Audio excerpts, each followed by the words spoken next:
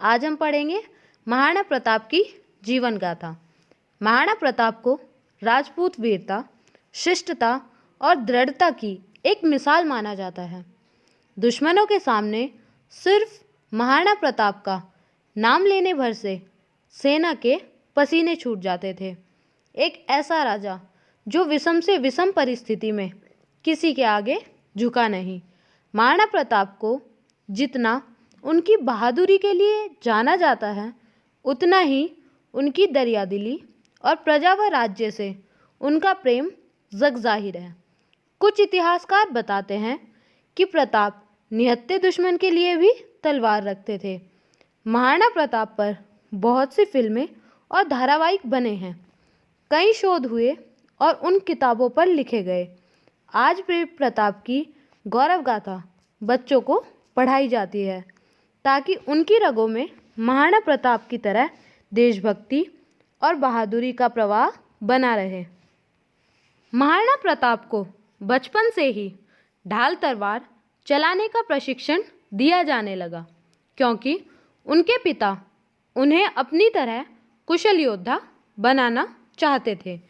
बालक प्रताप ने कम उम्र में ही अपने अदम्य साहस का परिचय दे दिया था। धीरे धीरे समय बीतता चला गया। दिन महीनों में और महीने सालों में परिवर्तित हो गए। इसी बीच प्रताप अस्त्र शस्त्र चलाने में निपुण हो गए। जब महाराणा प्रताप अपने पिता के सिंहासन पर बैठने लगे तो उनके भाई जगमाल सिंह ने बदला लेने के लिए मुगल सेना में शामिल कर बगावत कर दिया। मुगल राजा अकबर ने उसके द्वारा प्रदान की गई जानकारी और सहायता के कारण उसे जहजपुर शहर की सल्तनत पुरस्कार के रूप में दे दी। जब राजपूतों ने चित्तौड़ को छोड़ दिया तो मुगलों ने जगह पर नियंत्रण कर लिया, लेकिन मेवाड़ राज्य को वह अपने अधीन करने में असफल रहे। अकबर द्वारा कई दूत भेजे गए, जिन्होंने एक गठबंधन पर प्रताप के साथ बातचीत करने की कोशिश की, लेकिन कुछ काम नहीं आया। 1573 में 6 दूत संधि करने के लिए अकबर द्वारा भेजे गए, लेकिन महाराणा प्रताप द्वारा सब ठुकरा दिए गए। इन अभियानों में से अंतिम का नेतृत्व अकबर के बहनोई राजा मान सिंह ने किया था। जब शांति संधि पर हस्ताक्षर करने के प्रयास विफल हो गए तो अकबर ने अपनी शक्तिशाली मुगल सेना के साथ लड़ने की कोशिश करने का मन बना लिया। अकबर की सेना में 80,000 सैनिक थे, वहीं महाराणा प्रताप की राजपूत सेना में सिर्फ 20,000 सैनिकों की संख्या थी। यह युद्ध भारत के इतिहास का एक महत्वपूर्ण युद्ध था। इतिहासकारों के अनुसार इस युद्ध में ना तो कोई विजय हुआ और ना ही किसी की पराजय हुई, क्योंकि अकबर की सेना बहुत विशाल थी।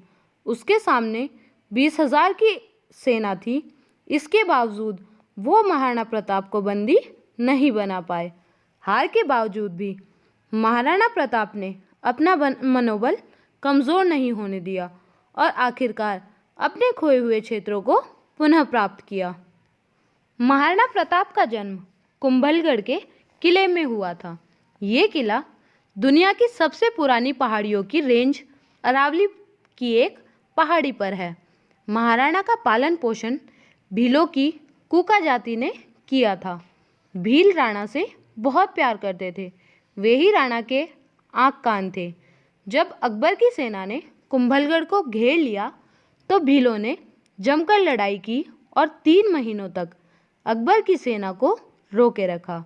एक दुर्घटना के चलते किले के पानी का स्रोत गंदा हो गया, जिसके बाद कुछ दिन के लिए महाराणा प्रताप को किला छोड़ना पड़ा और अकबर की सेना का वहाँ पर कब्जा हो गया। लेकिन अकबर की सेना ज़्यादा दिन वहाँ नहीं टिक सकी और फिर से कुंभलगढ़ पर महाराणा का अधिकार हो गया। महाराणा प्रताप के घोड़े चेतक के बारे में तो सबने सुना ही होगा, लेकिन उनका एक हाथी भी था। उसका नाम था राम प्रसाद। उस हाथी का उल्लेख अल बदायूं ने जो मुगलों की ओर से हल्दी घाटी युद्ध में लड़ा था, उसने अपने एक ग्रंथ में किया है। वह लिखता है कि जब महाराणा प्रताप अकबर से लड़ाई कर रहे थे तब उसने 2 चीज़ों को ही बंदी बनाने की मांग की। अकबर की 2 मांगे थी, एक तो खुद महाराणा प्रताप और दूसरा उनका हाथी राम प्रसाद। वो हाथी इतना समझदार और ताकतवर था कि उसने हल्दी घाटी के युद्ध में अकेले ही अकबर के 13 हाथियों को मार गिराया था। उस हाथी को पकड़ने के लिए अकबर की सेना ने 7 बड़े हाथियों का एक चक्रव्यूह बनाया और उन पर 14 महावतों को बिठाया, तब कहीं जाके उसे बंदी बना पाए। उस हाथी को अकबर के समक्ष पेश किया गया, जहां अकबर ने उसका नाम राम प्रसाद से पीर प्रसाद रख दिया। लेकिन राम प्रसाद को मुगलों ने गन्ने और पानी भी दिए, पर उस स्वामी भक्त हाथी ने 18 दिन तक मुगलों का ना ही दाना खाया और ना ही पानी पिया और 18वें दिन हाथी शहीद हो गया।